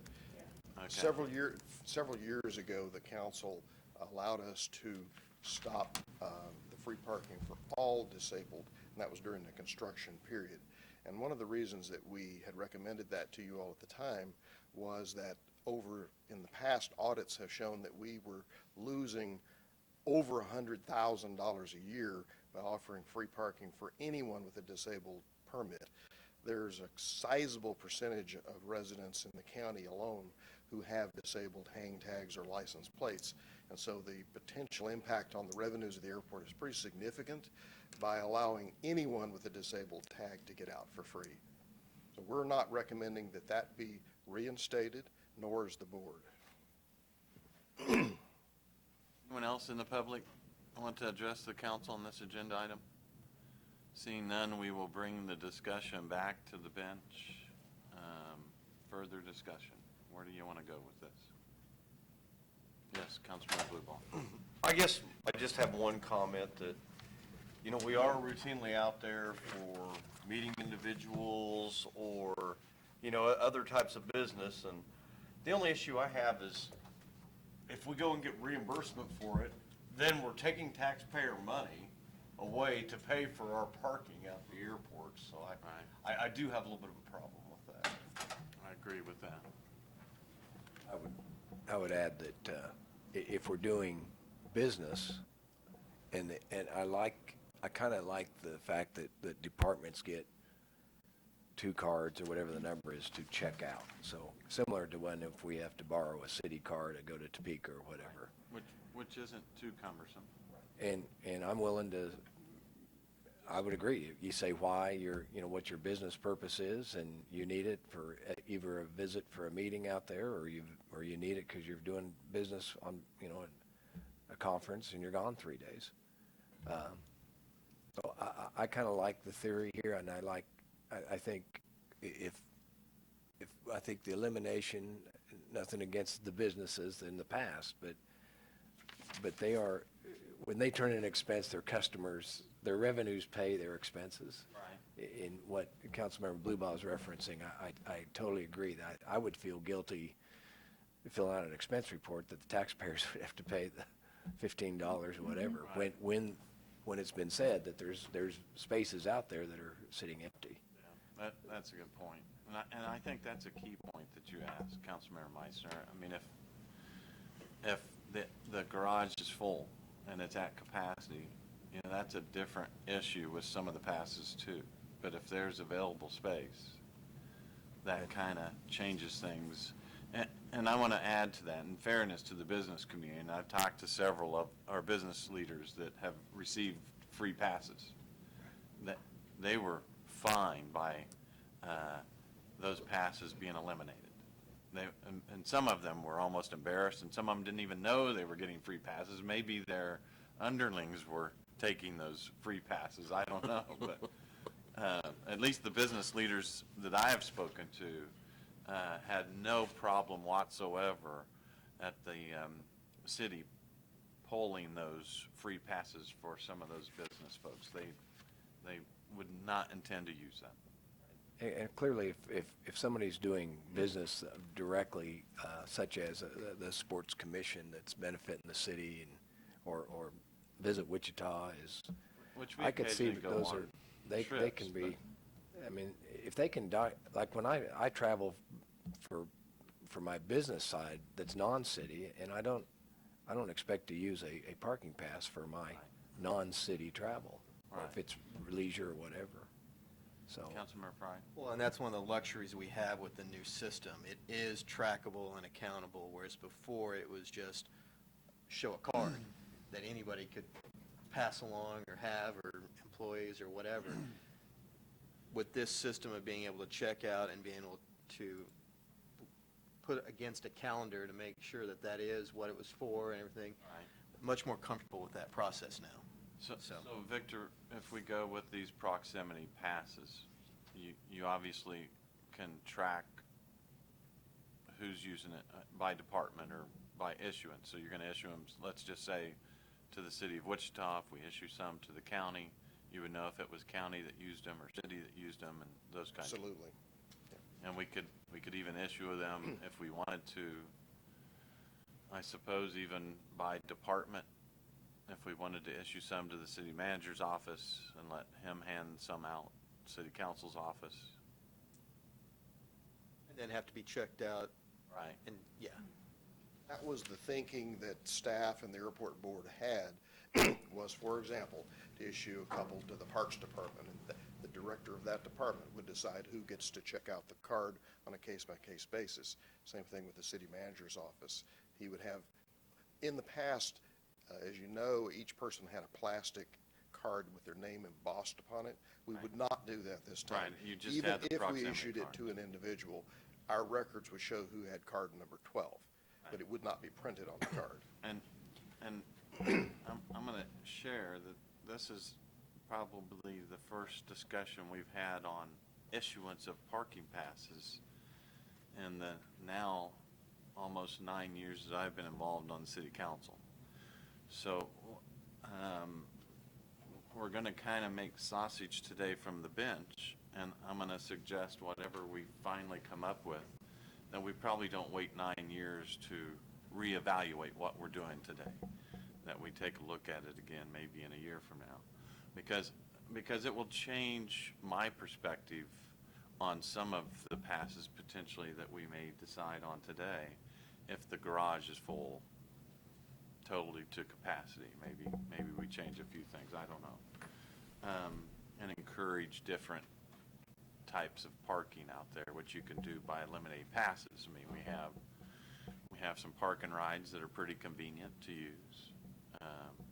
And we have some other opportunities for people to come in and out of that airport that we can encourage people to decide on habits and direction that they want to go by simply sometimes issuing of a parking pass. I would hesitate a little bit, Robert, to just issue parking passes to every department. I think it would be easier. I can't imagine that you can't keep track of all of your departments and travel. I mean, if we just simply issue them to the manager's office. how do you handle automobiles today? Do they all come out of the manager's office? No, they're assigned, I think, out of Public Works, if I remember correctly, through our pool operation.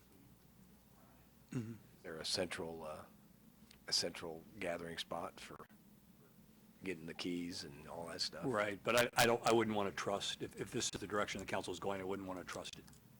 We'll do it out No, of I'm just saying, manager's the office, same- but there's one, right. same concept, Same one central concept, point. Right. Right, one central touch point that can be created and tracked and it's managed and. And we can review it, like I said, if you find a flaw somewhere, Right. 6 months from now, after use, then let's readdress it. Or let's look at it for sure in a year from now and see. Any other discussion? Because I'm going to kind of work up some idea of a list that I can throw out there before we make a motion if you'd prefer. I'd just like to make a clarification for the public who might be watching that the direction I think we're going and the direction I feel that we should go is that any passes that would be checked out or used would be to those people who are actually doing business at the airport or through the airport for the city of Wichita. We want to encourage other organizations that might receive a pass to have a similar policy. And if we need to then put in an administrative policy or guideline on top of this, Robert, we can think about that to boot so that we know how they're handed out. But Councilmember Blueball, I think, was the most profound, and we've said this from the very beginning. We've never used local taxpayer dollars to fund the airport or their operations. And if we take a business trip as a mayor or council person or city manager and they turn in their parking, ultimately it's the taxpayers that are then picking up the dollars for those operations. And we've always said that that's one of the things we pride ourselves in, that there was no. And so appreciate you bringing that up. I just appreciate you adding value occasionally to our meetings.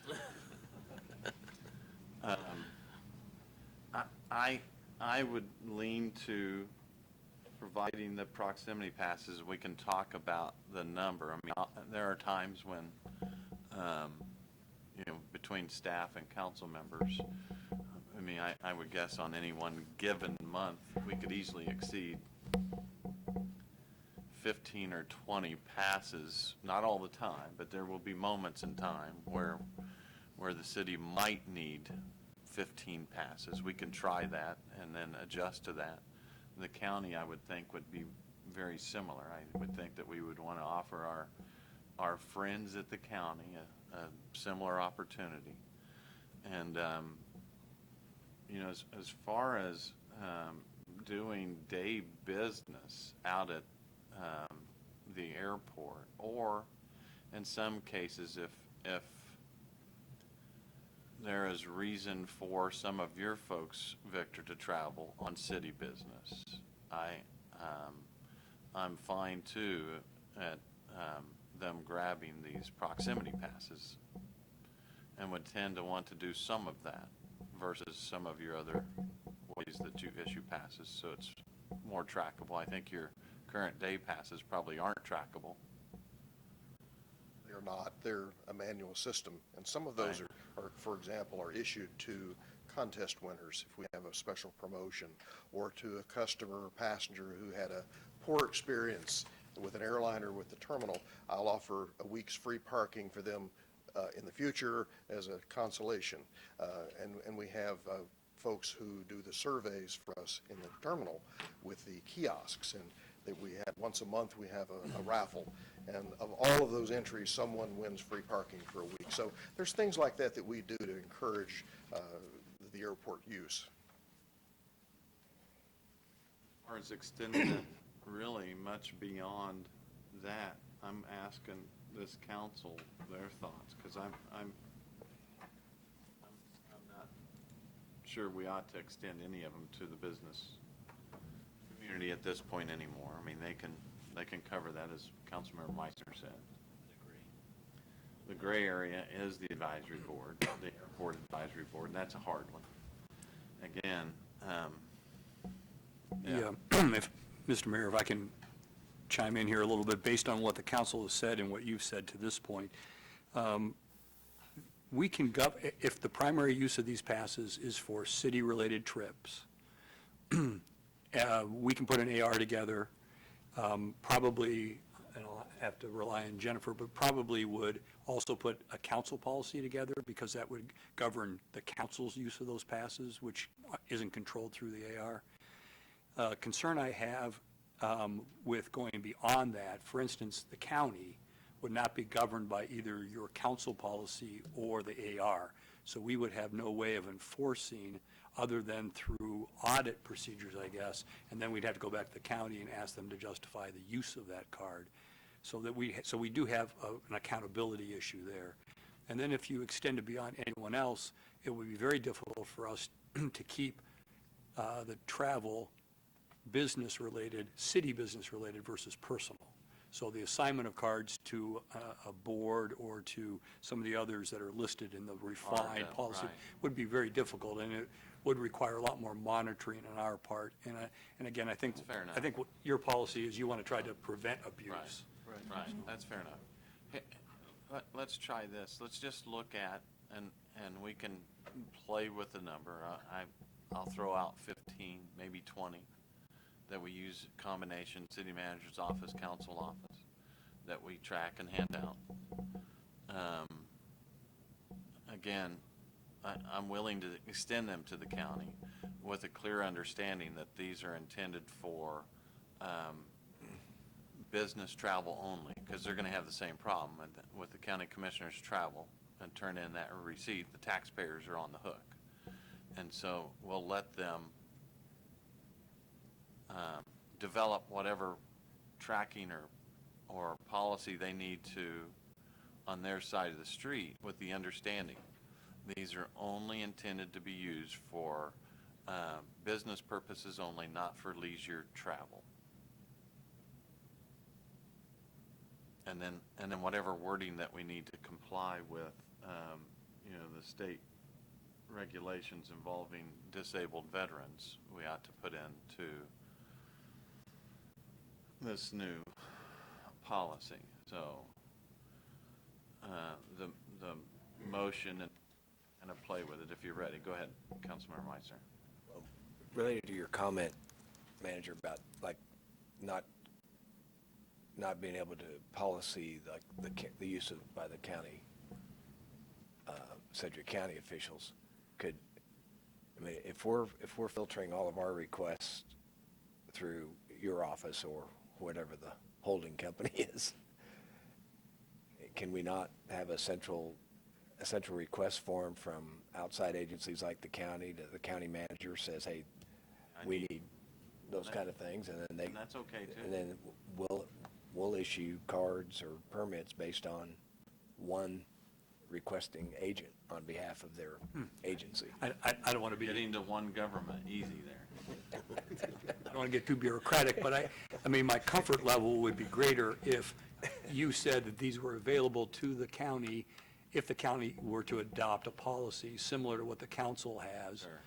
That way, we have something to measure their use against. Right. And it's not arbitrary then. Right. Fair enough. Especially if, one of their county officials was going to like Washington to help solve our water problem or something, would be great. We'd be glad to issue. Somebody wake Pete up. Mayor, I guess one issue I would have, we're checking out passes. I'm out there more for a meeting with someone, picking someone up, than I am actually traveling. So I live about a mile from the airport, so it's not going to be very effective for me to drive down to City Hall, go up to the city manager's office, check out a pass, drive back out to the airport for my business. So I don't know. I would just soon pay the parking. Sure. I get Well, in that. that case, you turn in expense. Yeah. I mean, and I suppose. And then we're back to the taxpayers paying. But are you picking up people on city business that often like that? Yes. It happened, like whenever we have the folks come in from the sister city, or just had a meeting out there with Textron, and And I agree, but we know that enough typically in advance that we can issue a parking pass. If we know Sister City's coming to town, well, we can issue a pass. You don't have to get it that day. You can get it 2 days before, 3 days before. We'll give you an hour to get it back to us. Yeah, I'm not in favor of it. But, Go ahead. but, I mean, I agree, again, I think if we can track it, and it's something that, again, I don't know that we need to wait 9 years to reevaluate it. We can track it and see how well it's working. And if it's not working for you, Councilmember Blueball, maybe we make an adjustment. I don't know. But the nice thing about the proximity card is it is trackable, and it already has that in place, so that if there was one issued to a council member, that should be able to match up with the calendar that staff already has of us, so they know, yes, it is, or no, it isn't. So I think that kind of addresses Councilmember Blueball's concern. It's like, that way, you already know what I'm doing, and you know my schedule, so I should be able to have one, and it just matches up. Right. And perhaps even in the motion, it could be that we revisit within 1 year.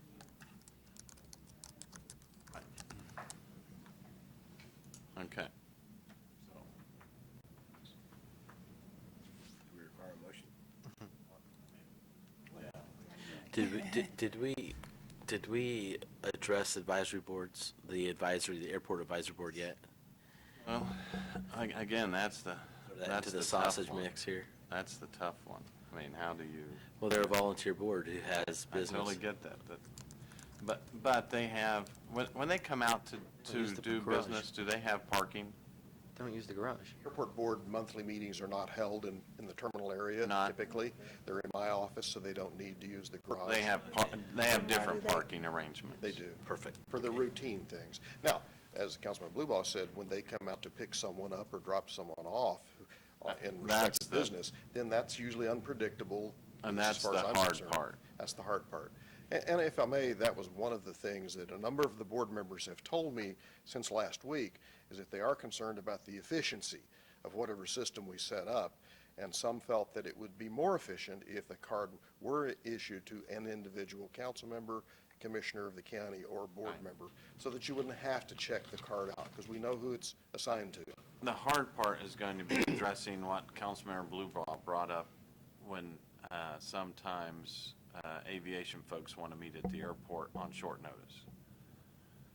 The visitors that come into Wichita, typically we have a little bit of notice. The hard part's going to be when we have kind of impromptu meetings with, and you probably have more than anyone, with the aviation, because people think you're an aviation expert still.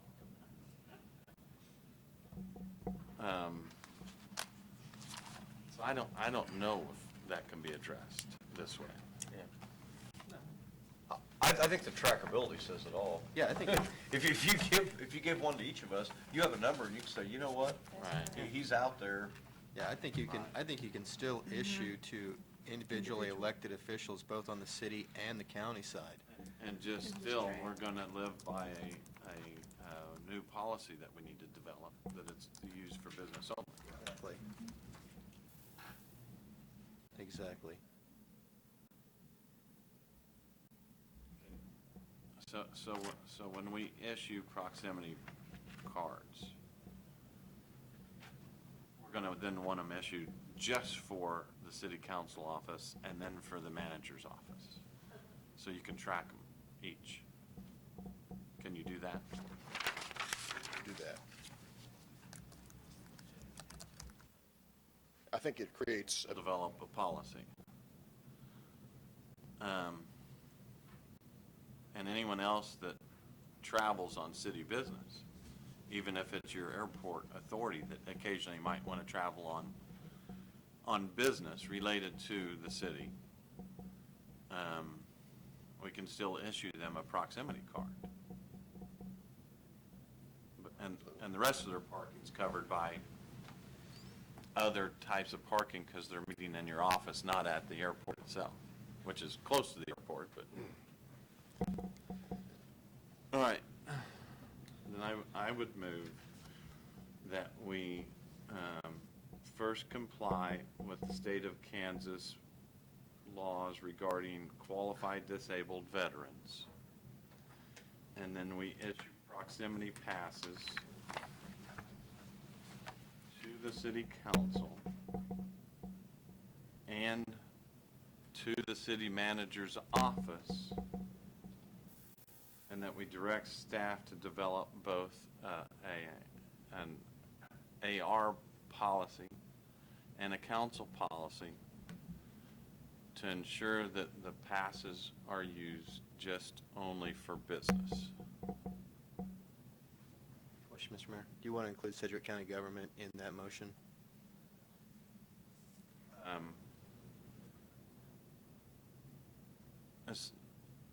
Right, we can come back at any point in time. I agree with the manager when he says, if they'll develop a policy, we'll issue passes. So we can come back 2 weeks from now and issue additional passes to Sedgwick County after we get the policy. So directing staff to develop the policy, including policy directed to the county government, and there may be another tweak in there. Let's leave it open. And then those can be addressed then at the time that a proper policy has been turned in. Clear as mud. Are you issuing the cards individually to council members or collectively to the council office? At this point in time, if we can track them, proximity cards individually to each council member. That way, we can address the problem that Councilmember Bluebraw brought up with impromptu meetings. How do you, and then understand that you are only using them for business. They're your personal responsibility. They're your personal responsibility, but you are only using them for business, and we obviously have the ability to track them. We add into that motion that we'll revisit. Absolutely. And then revisit this in 12 months or whatever, so that we don't wait 9 years to figure this out again.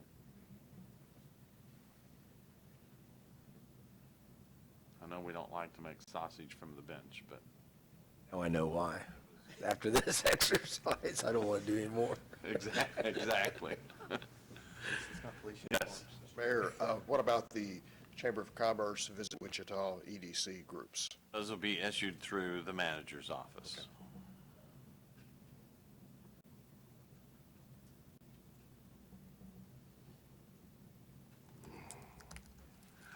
I'd like to make a substitute motion that or do we need, is that the point that I could add a substitute motion to that they not be part? That who? That it's just city, staff, and council office, and that anyone else is not part of the motion? Post-secondary, chamber, Visit Wichita? Well, they're not part of the motion at this point in time. All right. But, we always can add them. If we add them, then it would have to come back before us to issue them.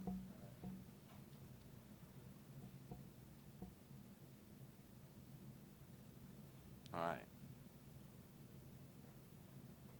And I suppose at any time we could tweak this, but again, I know the hard part is trying to figure this out from the bench. Yeah. And you have staff's motion that says no parking passes whatsoever. The airport authority, who on a 10-to-1 vote came back and said, no, we think it's the right thing to do to issue them. And so we're kind of finding gray area in between. Do we need to step back and put this off for a week or something and look at it again? Because I don't want to create something that's going to be so cumbersome that's going to take you guys a lot to... That's what it feels like right now. I mean... It feels very difficult. Which is the reason we made the recommendation we did. I think the council's concern is one of how we finance or how we pay for city-related trips that would be normally charged, that would be charged to the property taxpayer. I think that's the underlying issue here. So what you're trying to do is allow some use of proximity passes, but not in a way that it can be perceived or would be considered a perk for anyone, right? Right. So, For every parking pass issued. right, It's so. not a perk, it's so- just, So the council policy will clearly indicate when the council can and cannot use the passes. And Right. that's a simple, I mean, that'll be simple in terms of issuing each of you a card. In terms of our office, the way I would interpret your intent is the only people that would be eligible would be city employees to use those cards assigned in the city manager's office for when they have out-of-state travel where they'll be flying out of the airport. On city-related business city-related only. business Right. only. And we'll, okay, so that's the, we can do that. Anything that goes beyond that, you know, the idea of Visit Wichita, for instance, being able to take out of the manager's office, that's much harder for us to enforce, and that goes back to what we talked about with the county also, right? Where they, you know, so this would probably be, you know, the tightest that we could get if we're going to issue passes. leave it at that. And leave it at that. And then if we find that this just absolutely is prohibiting people from doing business, we can revisit, but. We'll have a sense of controls in place, and I think that's the biggest issue and the concern that, you know, I've heard from people that are interested in this issue. Can I ask one more? Did you address other elected officials like our congressman and senator? Thank you for I don't wanna- asking I that don't want to question. throw more in this, but. Several of the board members contacted me since the vote last week and asked specifically about the federal elected representatives, the senators and the congressmen, Right. because they have traditionally had these passes in the past. And they wanted to know if we were going to do it. In fact, one of the elected officials, staff member, called me last week specifically to ask, will these be issued to them again? And I said, I don't know. And I think the reality of the federal elected officials is that they themselves are not the ones doing the traveling. It's mostly their local staffers from the district offices. I'm going to say at this point in time, my intent would be just as we just said. Let's restrict it all of the way down to city manager's office, council, and let's leave it at that. No additional passes of any kind. And we can revisit that. And might want to argue that this is one way we can get some of our federal dollars returned to us here locally. You know, but just trying to think, could we allow the manager to have flexibility in case, let's say, there's an issue that even these federal officials, on behalf of a specific event, that he would have the flexibility to issue one? That would be up to his policy. I mean, let's develop the policy first. Yeah. So let's restrict it all the way down to just the From the city back up. manager's office. Take it down and build it back. All the way down, start over. Yeah, we're all, so no passes. We're meeting the, we're meeting the state, Disabled veterans. disabled veterans, state law, that will honor their, parking pass. And we'll issue proximity passes to city manager's office and the city council's office, develop an AR policy and a council policy and leave it at that. Anything beyond that has to come back to us for a vote. I'll second that motion. Does that work for now? We have a motion and a second. Any further discussion? All those in favor signify with aye. Aye. Opposed? Motion passes 6-0. That was painful. Madam Clerk, something less painful. Next item. Council member appointments and comments. Any appointments today that need to be made? I Comment, though, go one. ahead. Yeah, go ahead, Pete. I just wanted to comment that if I'm not here next week or from now on, it has nothing to do with winning a lottery tomorrow. We'll have some requests for some funding that No, we no, need. it had nothing to do with that. All right, nothing. Any other appointments? I need to make one appointment to the Historic Preservation Board, Greg Wilhite with Law Kingdom, to the Historic Preservation Board. That my current appointment, I think Claire Willenberg is termed out or can't do it anymore, so Greg will replace Claire. Got one quick announcement. Saturday morning at 9 a.m., Spears over on West Maple. We're going to have our first District 4 breakfast of the year, and we're going to have the mayor speak there, so love to Sure, have it'd be anybody enlightening. come out. Very enlightening. And on Are that, you feeding on me? that note, Absolutely. Depends on the presentation. can I make an announcement also about Yes, the Wichita Sports Forum is now open, and they're going to have their grand opening. It's up there at K96 in Greenwich. It's This 100 weekend, right? Yeah, their grand opening is from 4 to 7 Friday, but it's open now, and it's quite an impressive complex. Got one announcement, and the MLK Martin Luther King celebrations are starting on Friday and go through Monday, so we would definitely ask that you be involved in some way, somehow.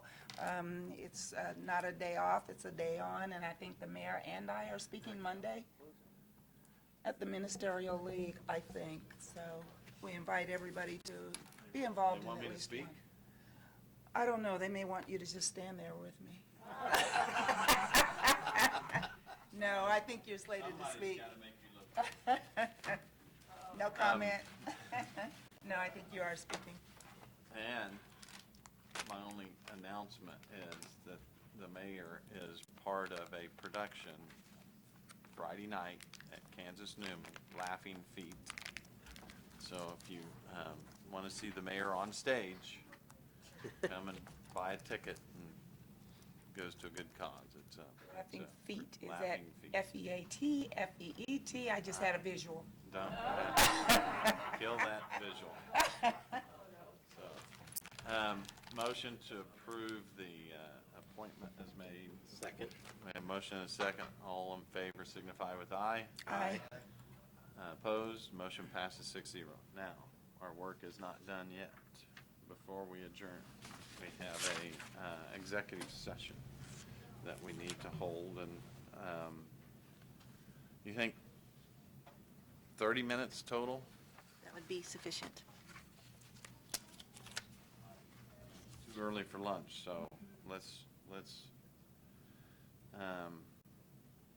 downstairs in the council, We have reserved the planning conference room, okay? if you'd like to meet there. All right, planning conference room at 11 o'clock. Coming back here no earlier than 11:30. Move that the city council recess into executive session to consider consultation with legal counsel on matters privileged in the attorney-client relationship relating to legal advice. And the executive session is required to protect attorney-client privilege and the public interest, and will return no earlier than 11:30. Second.